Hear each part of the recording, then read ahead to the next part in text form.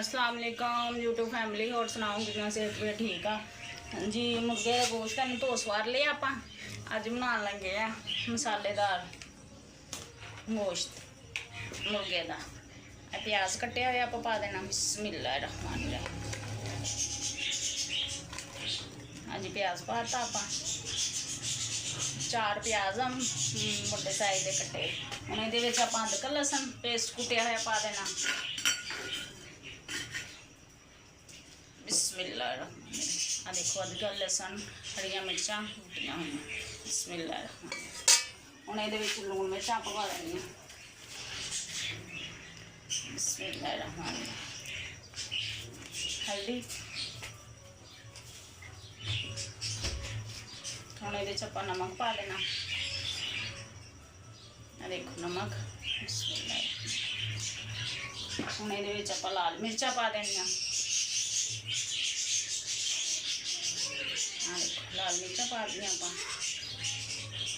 अपने हिसाब न पाई है। लून मिर्च तुम अपने हिसाब न पा लेनी जिनी थानू पसंद है।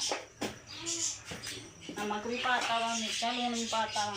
हम ये थोड़ा जहा पाना पानी क्यों गोश्त ने भी छड्डना मिक्सी सारा कुछ बिस्मिल्लाह। एक कोली आप पाइए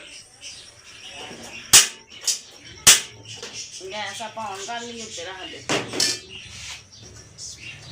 मिक्स कर लेना आप।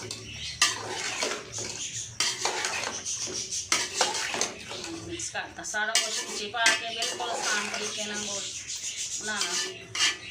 अदरक लसन हरिया मिर्चा प्याज टमाटर मसाला सारा पाता बिच पा देना आप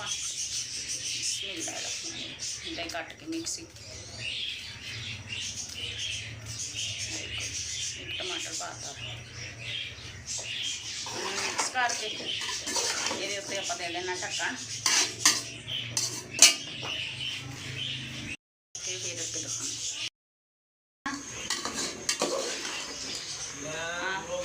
माशाल्लाह पानी सारा खुशक हो गया वा। हम ये आप पा देना घ्यो घ्यो पा के इनू चंगी तरह आप भुन लेना बिस्मिल्लाहिर्रहमानिर्रहीम। ये पा देना घ्यो घ्यो पा लिया आप इनू आप चंगी तरह 5 मिनट भुन लेना। देखो माशाल्लाह 5 मिनट चंगी तरह भुन ला लेना।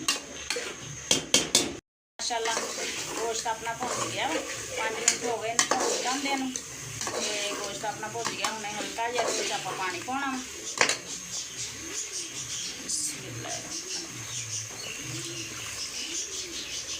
हल्का जहा आप पानी पा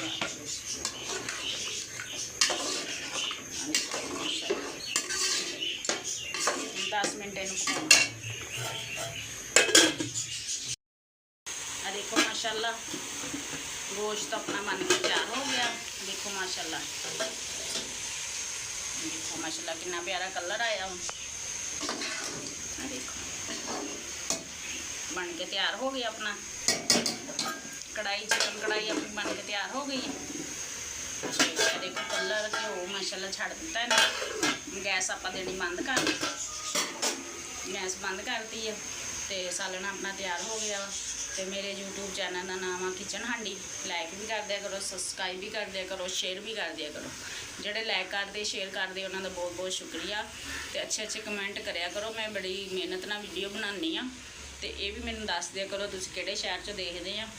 तो ओके जी अल्लाह हाफिज़ दुआओं जी।